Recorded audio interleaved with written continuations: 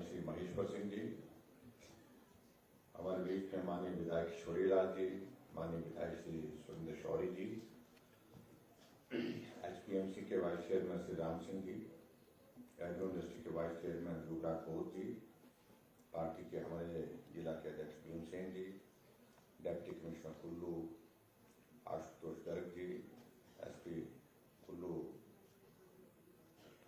Bhudev Sharma ji, director higher education Amarjeet जी, दोतराम जी जो हमारे कादा संघ के अध्यक्ष हैं, गोपाल कृष्ण मंच जी जो नगर परिषद के अध्यक्ष हैं, मीना ठाकुर जी नगर पंचायत रोहतक के अध्यक्षा, कादा संघ के सभी प्रतिनिधि उपस्थित, यहाँ सभी भाइयों बहनों, नौजवान साथियों और प्यारे बच्चों,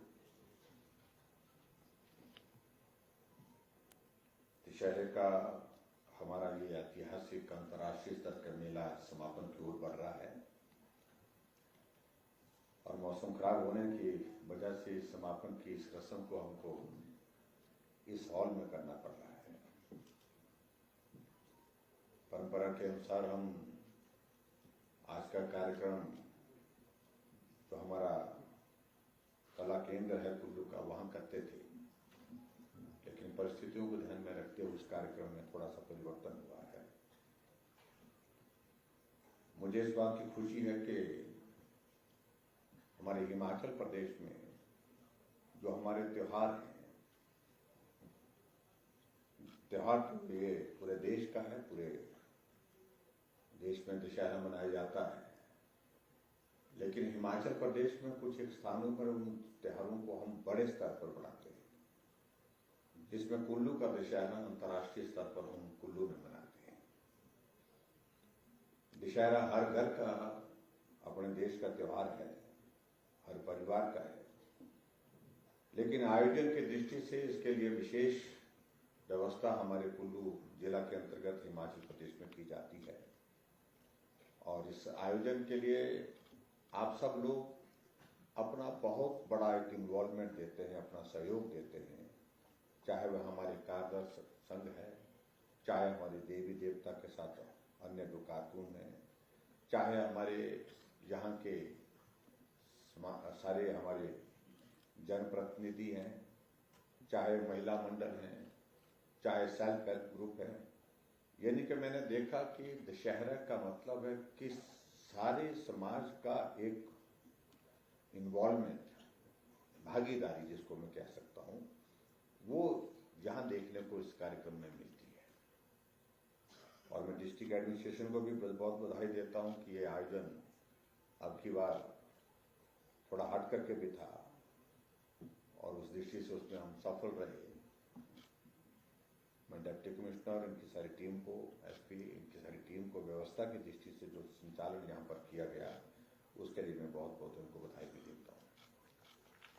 यहाँ महेश्वर जी कह रहे थे, हमारे गोविंद ठाकुर जी कह रहे थे विषय को लेकर के कि आज तक के कुल्लू के दशहरे में देश के प्रधानमंत्री दशहरे में सिर्फ रथ का आशीर्वाद, यहाँ देवता रघुनाथ जी का आशीर्वाद लेने के लिए, देवी देवताओं का आशीर्वाद लेने के लिए यहाँ कुल्लू के ढालपुर के ग्राउंड में पहुंचे हो, ये हुआ नहीं था।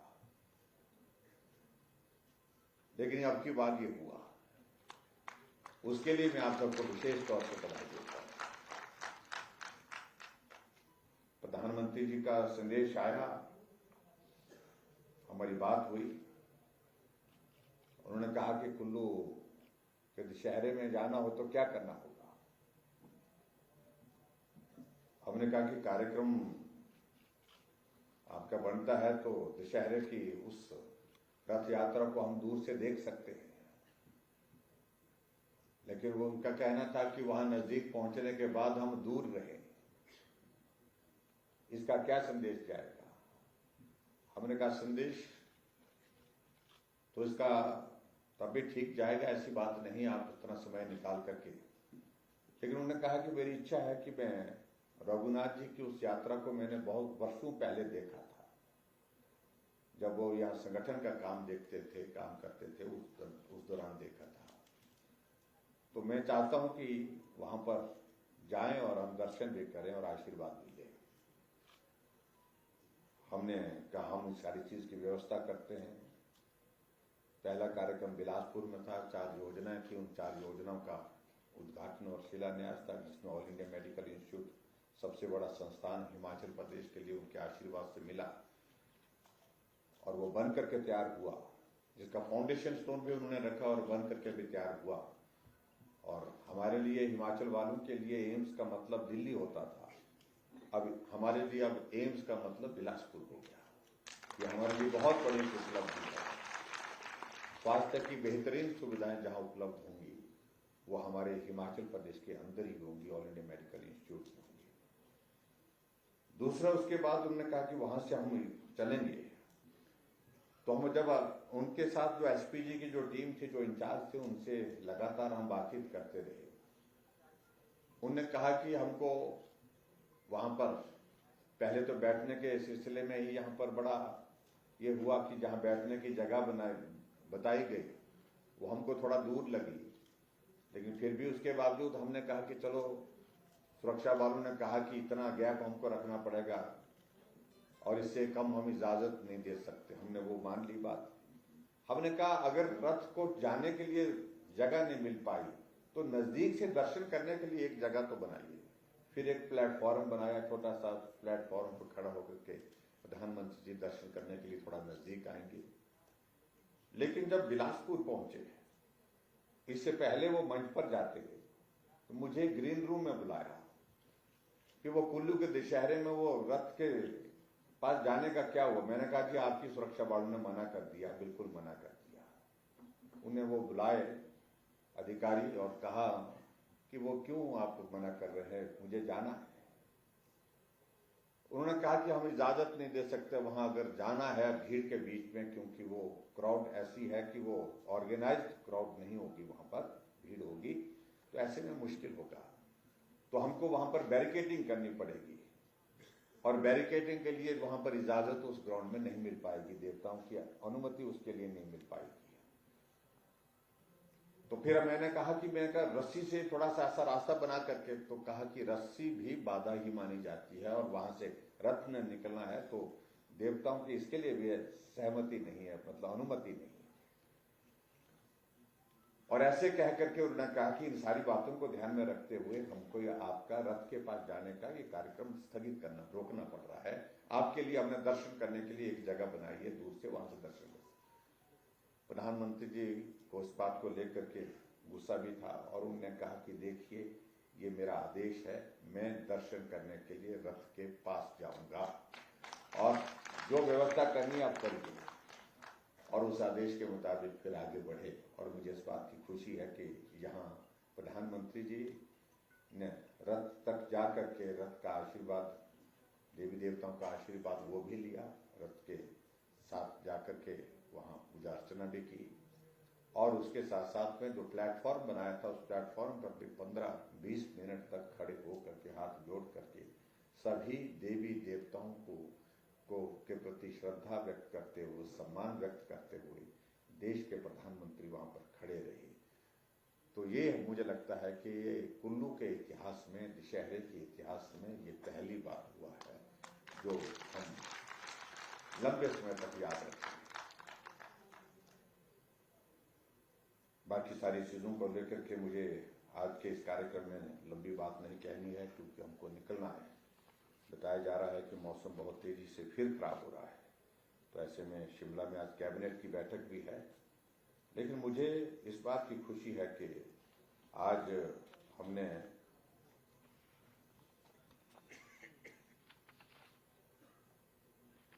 पूरे हिमाचल प्रदेश में कुछ उद्घाटन और शिलान्यास के कार्यक्रम वर्चुअल माध्यम से किए और कुल्लू से किए। और मैं उसको देख रहा था, वर्चुअल माध्यम से हमने पूरे हिमाचल प्रदेश में आज तक के इतिहास में कभी भी इतने कार्यक्रम नहीं हुए जितने अब की आज हमने किए। 183 हमने परियोजनाएं आज पूरे प्रदेश के लिए समर्पित की और जिसमें 1008 करोड़ रुपए की विभिन्न योजनाओं को समर्पित किया।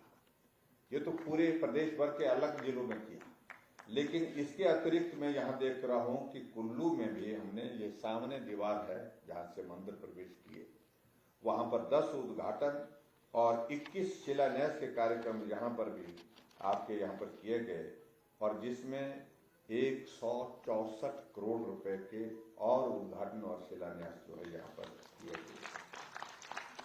तो यह अगर हम इन सबको मिलाया जाए तो ये आपके 1008 के साथ मेरा हिसाब बहुत कमजोर है, उसमें 164 करोड़ और मिला दिए जाए, पता नहीं कितने होंगे, कितने भी होंगे आप जोड़ लेना। हाँ जी, कितने?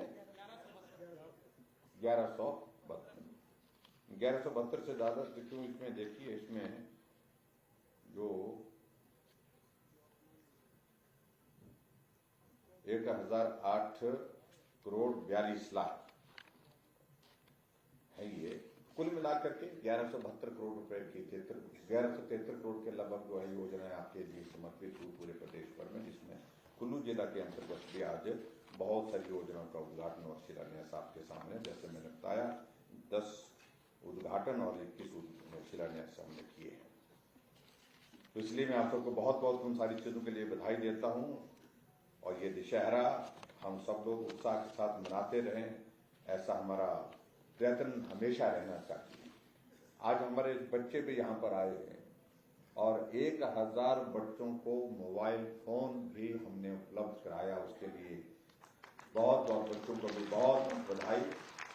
और बच्चों के लिए इसलिए ताली बजानी चाहिए सबको, क्योंकि उन्होंने मेहनत करके ये हासिल की है। ये ऐसे नहीं कि ऐसे बैठे बैठे रात को बैठे होंगे, रात को जागे होंगे, सुबह जल्दी उठे होंगे, और पूरा मेहनत करने के बाद जिन बच्चों ने आज जो है वो एक इनाम की तौर पर एक तरह से मैं कह सकता हूं ये मोबाइल हासिल किए, उनको मेरी बहुत बहुत बधाई और उनको बहुत बहुत शुभकामनाएं।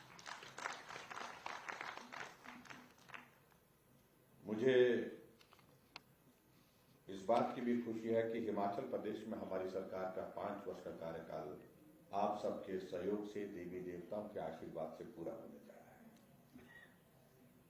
और आज दशहरे का समापन है, आज संभवतः हमारी कैबिनेट की भी शायद मेरे ख्याल में इस कार्यकाल की अंतिम बैठक होगी, फिर अगला कार्यकाल आप सबके आशीर्वाद से, देवी देवताओं के आशीर्वाद से मिलेगा, शुरू करेंगे।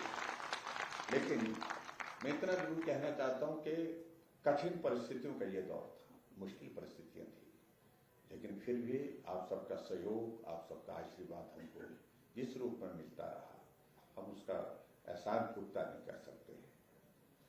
और मुझे इस बात की भी खुशी है, हर विधानसभा क्षेत्र में इतना बड़ा कोविड का संकट होने के बावजूद भी विकास नहीं रुका, काम नहीं रुका, हर क्षेत्र में काम हुआ है, और काम भी पहले की तुलना में ज्यादा हुआ है। हम आंकड़े निकाल रहे थे, अगर हम पूरे आज तक के हिमाचल प्रदेश में सड़कों की लंबाई का 5 साल के कार्यकाल का निर्माण का हम जिक्र करें, तो वर्तमान कार्यकाल सभी कार्यकाल को पीछे छोड़ करके 5000 किलोमीटर से ज्यादा सड़क बनाने में हिमाचल प्रदेश में ये हमारा कार्यकाल है, जिसमें ऑल इंडिया मेडिकल इंस्टीट्यूट हमने डेडिकेट किया। ये हमारा कार्यकाल जो है जिसमें हमने अटल टनल रोहतांग जो है 3300 करोड़ रुपए की टनल जो है वो देश के लिए और प्रदेश के लिए डेडिकेट की, इसका उद्घाटन प्रधानमंत्री जी ने किया है। यह हमारा वर्तमान कार्यकाल है, जहां हमने हिमाचल प्रदेश के लिए बल्क ड्रग फार्मा पार्क जो है वो समेकित कराया, जिसमें लगभग आने वाले समय में जब वो बन करके तैयार होगा 20,000 हिमाचल के नौजवानों को रोजगार मिलेगा और 50,000 करोड़ रुपए का इन्वेस्टमेंट उसमें आएगा। छोटे विषय नहीं, बहुत बड़े विषय हैं।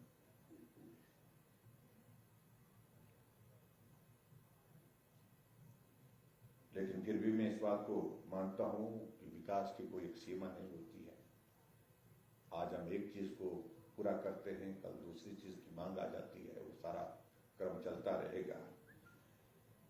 लेकिन मैं कह सकता हूं कि ये बहुत कठिन परिस्थितियों का दौर भी रहा, लेकिन बहुत कुछ सीखने को मिला, बहुत कुछ समझने को मिला, और आप सबके सहयोग से, आप सबके आशीर्वाद से हम हिमाचल प्रदेश को इस 5 वर्ष के कार्यकाल में मैं कह सकता हूं कि पूरे देश बने हुए एक अलग पहचान के साथ खड़ा करने में सफल हुए हैं।